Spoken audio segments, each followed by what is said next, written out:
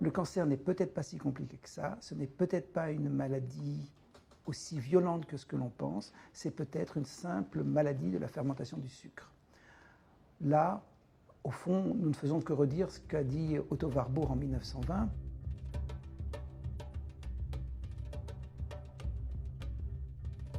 Otto Warburg disant, dans tous les cancers, il y a une fermentation du sucre. C'est cette fermentation du sucre qui permet à la cellule de grossir parce qu'elle ne peut plus brûler, la mitochondrie n'étant plus active.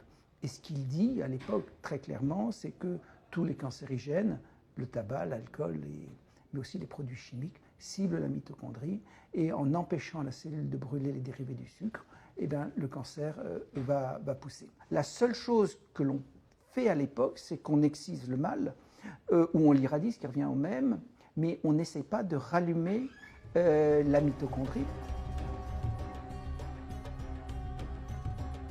La mitochondrie, en tout cas dans certains cancers, elle est là, mais elle marche mal. Et vous pouvez la rallumer, un petit peu comme une manivelle, faire démarrer une voiture, et voilà, votre mitochondrie démarre, et quand elle démarre, elle brûle, et donc la cellule ne pousse pas. Ça ne marche pas chez tout le monde, parce qu'il y a des cancers les plus agressifs chez lesquels il n'y a plus de mitochondrie. Vous pouvez avoir toutes les manivelles du monde, si vous n'avez pas de moteur dans la voiture, ça ne sert pas à grand-chose. Le jour où on comprend que le cancer est une maladie de la fermentation du sucre, que le sucre ne peut pas être brûlé et que c'est somme toute ça qui cause l'augmentation de pression, l'augmentation de masse, les métastases et ainsi de suite.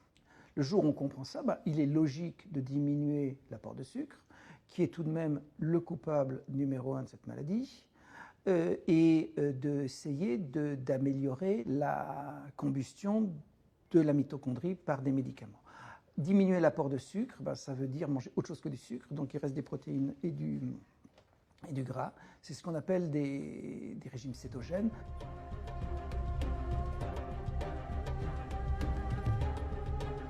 On a injecté des cellules tumorales dans le flanc de l'animal sur 20 000 souris ou à peu près, et que quand on fait un traitement métabolique, c'est-à-dire quand on injecte les molécules dans le ventre de la souris, dans ces cas-là, sans chimio, les tumeurs poussent moins vite, les souris qui devaient mourir en 1 mois, soit ne meurent plus parce qu'on a stabilisé la maladie, soit meurent en 4-5 mois. Cet homme de 80 et quelque chose qui habite Brive-la-Gaillarde et qui a un cancer du poumon métastatique, auquel son chirurgien dit qu'il avait quelques mois à vivre et qui, 3-4 ans après, qui joue au bridge.